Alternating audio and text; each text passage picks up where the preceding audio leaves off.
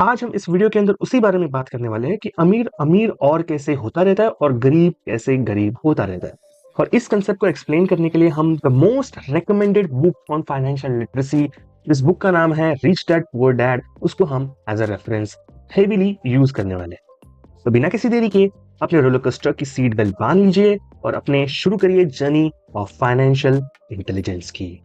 तो इस बुक के ऑथर है रॉबर्ट कियोसाकी। इनको आपने बहुत सारे यूट्यूबर्स के पॉडकास्ट में देखा होगा। बहुत से लोगों ने अपने फाइनेंशियल नॉलेज को स्ट्रॉन्ग इनके बुक से ही किया है कि फाइनेंशियल नॉलेज होता क्या है और ये कौन सा सीक्रेट नॉलेज है जो अमीरों के पास ही होता है and as a average middle class person हमसे ये डिस्टेंट रहा है अभी तक। उसे समझने के लिए ये आपको बहुत समझना जरूरी है, क्योंकि हमारे बुक के चैप्टर नंबर 1 में भी है कि rich don't work for money, money work for them. ये जितना सेंटेंस सुनने के लिए आसान है उतना ही उसका डेप्थ यहाँ पे हमें समझना बहुत जरूरी है कि रिच लोग पैसे के लिए काम नहीं करते हैं, बल्कि उनका पैसा ही उनके लिए काम करता है। ऐसे ही ऑथर हमारे लेसन नंबर 1 में कहते हैं। ये ऑथर भी एक मिडिल क्लास फैमिली से आते हैं जिनके फादर एक टीचर है कॉलेज के अंदर और बहुत ही हार्ड वर्किंग पर्सन, और उन्होंने इनको पुअर डैड करके टाइटल दिया है बुक के अंदर। और उनके जो रिच डैड है वो उनके क्लोजेस्ट बेस्ट फ्रेंड के पिताजी है, जो कि 8th स्टैंडर्ड तक ही पढ़ाई की है उन्होंने, बट उनका फाइनेंशियल नॉलेज बहुत ही तगड़ा है और उन्होंने उनके मरते समय एक बिजनेस एम्पायर खड़ा कर दिया था। और सेम उनके डैड के मरते समय उन्होंने उनके पास एक लोन छोड़ दिया था। और ये कहानी इस ऑथर की ही है जो इन दोनों लोगों के डिफरेंस को जान सकता है और दोनों की आइडियोलॉजीज यहाँ पे हमें प्रेजेंट कर रहा है। ऑथर यहाँ पे एक्सप्लेन करते हैं कि जो रिच नहीं होते हैं, जो मिडिल क्लास या फिर पुअर बैकग्राउंड से आते हैं, वो बहुत ज्यादा मेहनत करते हैं बहुत ही कम पैसों के लिए, और वो एक इल्यूजन में जीते रहते हैं जिसे ऑथर रैट रेस भी कहते हैं। ऑथर बोलते हैं कि ऐसे लोगों दो ही इमोशंस पे काम करते हैं, एक तो है फियर और दूसरा है ग्रीड। उनको फियर होता है कि उनके पास इनफ मनी नहीं है और उनके पास अगर पैसा खत्म हो जाएगा तो ऑब्वियसली बहुत बुरा हाल हो जाएगा। इसलिए वो बहुत सारी कड़ी मेहनत करते हैं उनके जॉब्स के अंदर और बहुत सारा कम पैसा कमा के उससे अपनी जरूरतें पूरी करते हैं। और ऑब्वियसली जब उनके पैसे से उनकी जरूरतें पूरी हो जाती है, फिर उनको जो ड्राइव करता है वो दूसरा इमोशन है, वो है ग्रीड। वो और लग्जरियस आइटम लेते रहते हैं और वहां पे उनके पैसे स्पेंड करते हैं, और डिजायर और लग्जरी प्रोडक्ट्स के ऊपर स्पेंड करने के बाद वो फिर से वही स्टेट में आ जाते हैं जहां पे फियर उनको ड्राइव करता है और उनको पैसे की इंपॉर्टेंस बताता है। और ये साइकिल चलता रहता है, चलता रहता है, चलता रहता है, जब तक वो इस रैट रेस में बाहर नहीं निकलते। तो सवाल ये आता है कि इस रैट रेस से बाहर निकलने वाले आदमी बहुत कम क्यों है। ऑथर इसको और एक्सप्लेन करके बोलते हैं कि फियर के साथ जो और एक चीज आती है वो है डाउट। उनका मानना यह है कि बहुत सारे लोग जो स्मार्ट होते हैं वो आगे नहीं निकल जाते फाइनेंशियल फ्रीडम की तरफ, बल्कि बहुत सारे लोग जो बोल्ड स्टेप लेने की दम रखते हैं अपने अंदर, वो बहुत सारे लोग फाइनेंशियल फ्रीडम्स के यहाँ पे आगे निकल जाते हैं। अब ऑथर इसका मतलब ये नहीं बोल रहे कि यहाँ पे आपको बहुत बड़े बड़े रिस्क लेने हैं, नहीं। ऑथर सजेस्ट करते हैं यहाँ पे आपको सिर्फ और सिर्फ कैलकुलेटेड रिस्क लेने। रिस्क में क्या होता है कि आप अंधाधुंध बिना कुछ सोचे अपने बहुत ही कम नॉलेज में अपने पैसे लगा देते हो एक ऐसे चीज में जहां पे आपको पता ही नहीं है उसका आउटकम क्या हो सकता है। ऑथर बोलते हैं अगर आपके पास ये जो पूरी नॉलेज हो फिर आप रिस्क लगा रहे हो किसी भी चीज पे, तो वो एक कैलकुलेटेड रिस्क होती है। उसके लिए इस रिस्क को समझने के लिए और अंडरस्टैंड करने के लिए आपको जो नॉलेज चाहिए वो सिर्फ और सिर्फ फाइनेंशियल लिटरेसी से आएगा। अब क्या होती है ये फाइनेंशियल लिटरेसी, वो जान लेते हैं और ऑथर इसको बहुत ज्यादा इंपॉर्टेंस देते हैं। ऑथर बोलते हैं कि ये इतना इंपॉर्टेंट नहीं है कि कितना पैसे आप ज्यादा कमाते हो, इससे ज्यादा इंपॉर्टेंट है कि आप कितने पैसे बचाते हो, अपने पास कितना पैसे आप रख सकते हो। यहाँ पे बहुत सारे लोगों को लग सकता है कि यहाँ पे मैं सेविंग्स के बारे में बात कर रहा हूँ या फिर ऑथर सेविंग्स के बारे में ही बात कर रहे हैं, तो ऐसा बिल्कुल भी नहीं है। यही से ये आपकी शुरुआत होगी। तो इसको समझने के लिए आपको ये 3 चीजें बहुत समझनी इंपॉर्टेंट है। फर्स्ट है आपकी इनकम स्टेटमेंट, सेकंड है आपका बैलेंस शीट, और थर्ड है आपका कैश फ्लो। और इन्हीं 3 पिलर्स पे पूरी की पूरी फाइनेंशियल लिटरेसी का सीक्रेट छुपा हुआ है। इसे सीक्रेट कहो या फिर मेजॉरिटी पीपल का इग्नोरेंस कहो, जो भी है इसके अंदर ही है। और पर्सनली मुझे बहुत ही ये फैसिनेटिंग लगा था जब मैंने इसे पहली बार पढ़ा था। ऑथर बोलते हैं कि कोई भी आदमी हो उसका एक इनकम जनरेशन का स्टेटमेंट होता है कि कहां से उसकी इनकम जनरेट हो रही है। सेकंड होता है उसकी बैलेंस शीट।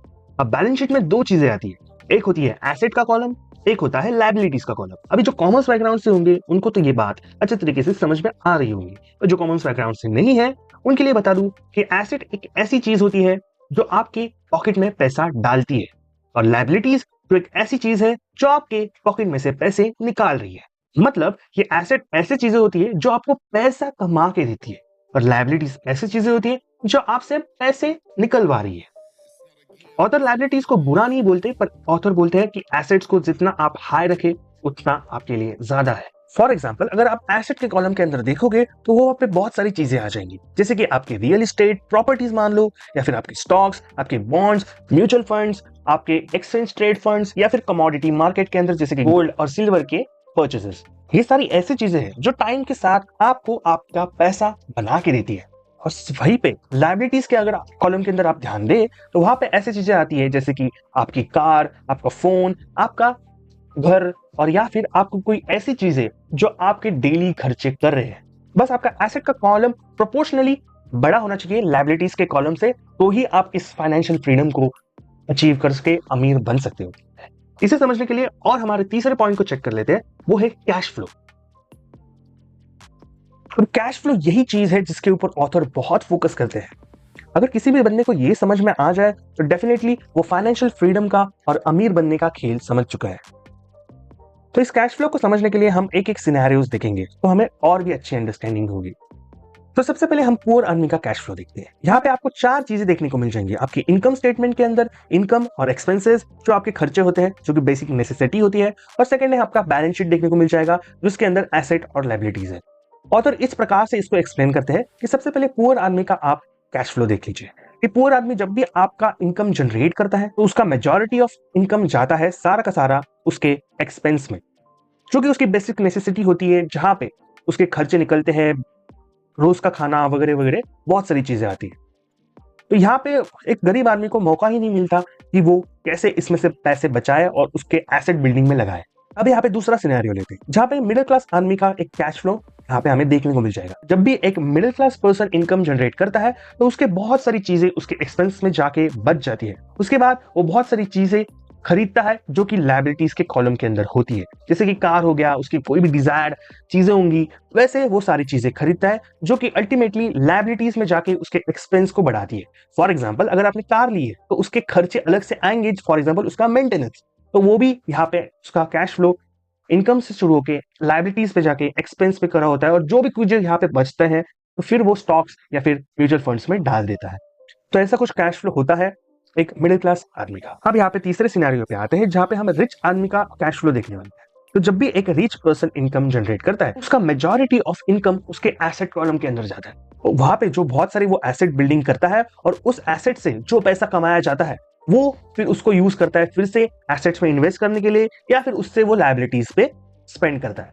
यानी कि जब भी इनकम जनरेट होती है बेसिक एक्सपेंसेस के बाद वो सबसे पहले वो प्रायोरिटी देता है वो है उसके एसेट्स के बाद, उसके बाद ही वो लायबिलिटीज के यहाँ पे खर्चे करते हैं, अगर उनका एसेट वाला कॉलम उनको कमा के देता है पैसे। तो नहीं समझोगे तो समझ लेते हैं कि ऑथर बोलते हैं कि अगर मुझे एक मर्सिडीज कार खरीदनी है तो मैं सबसे पहले उन पैसों से एक एसेट खरीदूंगा, फिर एक फॉर एग्जाम्पल कोई भी रियल एस्टेट प्रॉपर्टी, उस प्रॉपर्टी से जो फॉर एग्जांपल अगर वो प्रॉपर्टी उन्होंने रेंट के लिए दी या फिर प्रॉपर्टी के भाव बढ़ गए 2-3-4 साल के बाद, तो बाद में जिस एसेट ने उनको पैसे कमा के दी है उन पैसों से वो एक कार खरीदेंगे। इस तरीके से जिन्होंने वो इनकम जनरेट की है वो उनके पास ही रहते हैं, प्लस उनकी इनकम बढ़ के वो अलग से लायबिलिटीज के लिए भी पैसे खर्च कर सकते हैं। सो होप सो आपको यहाँ तक चीजें समझ में आ रही है और कुछ नया सीखने को मिल रहा है। और ऐसा है तो डेफिनेटली एक लाइक कर दीजिए वीडियो को, उससे हमें यहाँ पे समझ में आ जाएगा कि आपको कैसी लग रही है video. Plus subscribe for more videos like this. So फिलहाल के लिए इतना ही, बाकी और भी चैप्टर्स है इस बुक के अंदर जो बहुत ही अवेकनिंग है, आई ओपनिंग है। तो डेफिनेटली अगर आपको कोई टाइम मिले तो ये बुक को रीड करिए, या फिर इसकी ऑडियो बुक अवेलेबल है उसको आप डेफिनेटली लिसन करिए। और आपको ये वीडियो कैसी लगी वो डेफिनेटली कमेंट बॉक्स के अंदर बताइए, प्लस इसका पार्ट 2 आना चाहिए वो भी इस वीडियो के कमेंट बॉक्स के अंदर मेंशन करिए। बस फिलहाल के लिए इतना ही। Thanks for watching the video and hope you achieve success in your life. Thank you.